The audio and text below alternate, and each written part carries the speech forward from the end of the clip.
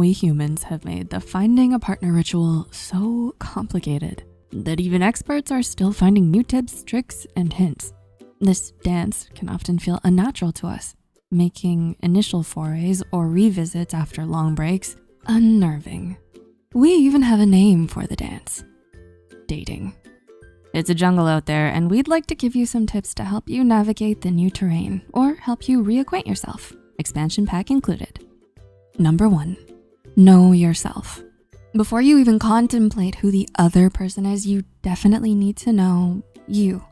This will save you an incredible amount of frustration and time if you already know the fundamental basics of what you need in terms of values, treatment, beliefs, ideas, and support. Think of it as the absolute essentials, the deal breakers, if you will.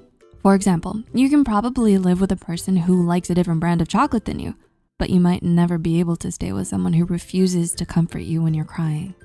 Spending some time exploring which behaviors you value can help you develop reasonable and tangible expectations.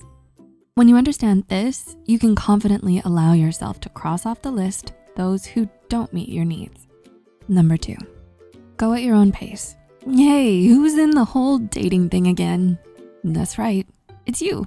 You're a part of this, and so you have every right to decide how you are going to go about it. Sure, other people may try to nudge you in particular directions, but you are the only one who 100% knows what's going on inside and can tailor your speed to it.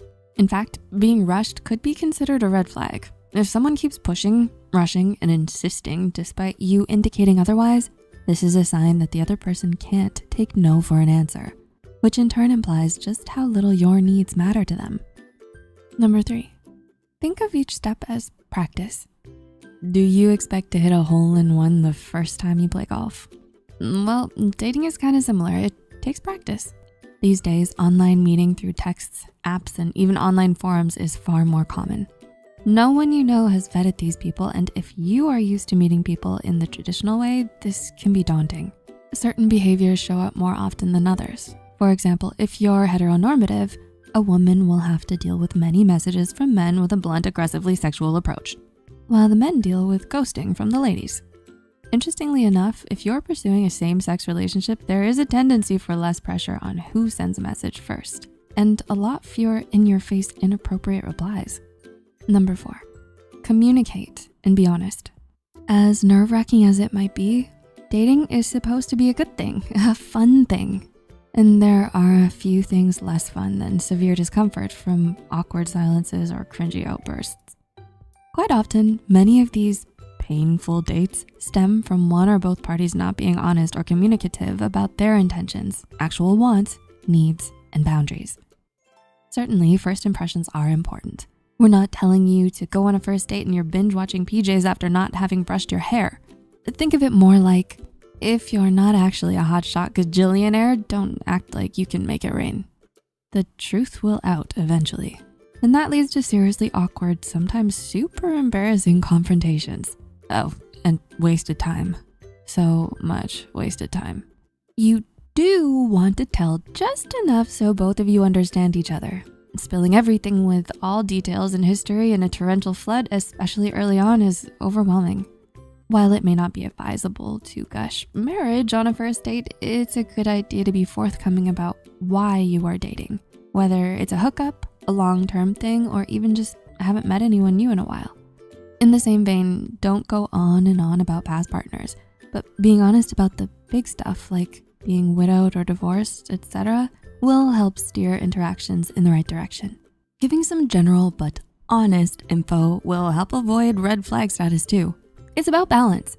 If you're returning to the dating scene after being away for a super long time and give no reason, that seems suspicious. On the flip side, if you spill every single moment of your past like you're trying to find absolution through therapy, this is also not good. Okay, number 5, watch out for red flags. And speaking of those red flags, look out for the 4 major ones: criticism, defensiveness, stonewalling, and contempt. But what exactly am I looking for, you ask? Don't worry, we got you covered. Criticism isn't a one-off, you're late. It's an all or nothing thing with the criticism flag. So more like, you're always late, or you never notice me. So the movies were right on this one. Only a Sith deals in absolutes. Defensiveness is like a pre-attack. Everything you say becomes the opening salvo for a debate, fight, or guilt trip. An offhand comment of, "It's raining pretty hard. Why'd you park so far away?" gets a response of, "I don't want my car to get scratched. Do you know how much that costs? It's just rain. What's your problem?" Or asking for fun, "Do you think a hot dog is a sandwich?" And you get a full-blown insulting tirade about giving inane reasoning to manipulate a result. I mean, come on, sometimes a question's just a question. Stonewalling, on the other hand, takes an inactive approach, just like it sounds. You say a thing, or trying to talk after a conflict, and the other person doesn't respond, or they go offline. You explain your stance, and they either act like they don't care, or they simply act like you didn't say anything at all. Contempt, the most sinister of the four horsemen of the of dating. Contempt goes hand in hand with being condescending. They'll behave in a mean-spirited manner, humiliating you or otherwise making sure you know they're superior in some way. So demeaning jokes at your expense on a first date? Run away. In fact, if any of these red flags make themselves clearly, absolutely known, the best course of action is to turn and leave, and not after giving it a go for a year. Leave quickly. You'll have noticed that they all entail the flag bearer not caring about their partner, or at worst, using their partner as a tool. Like a sport though, dating also has a yellow flag, where there's unease, but you're not really sure if it's really a thing. When in doubt, ask an expert. You could also sit back and ask yourself how you'd feel if this treatment was being received by someone close to you. When put in that light, we tend to lose the rosy glasses of initial dating forgiveness. Number 6, tell someone you know where you are and be aware of your surroundings. I know you've been watching those docuseries, or at least have seen the news feeds. You know the ones, where the aftermath involves a friend or family member of the victim saying, "We had no idea where they were, if only." Always let someone you trust know where you are and with who. You never know when something may happen. It might be something petty like, "This is super awkward. Can you conveniently show up or call so I can leave this date?" Or on the other hand, it could possibly save your life. As much as we're all digitally connected, always remember that someone you met online or while waiting for coffee is not someone you know. Dating is complex. We want to arm you with your best chance. So stay tuned for part 2 and take that stride and pride. We're here for you.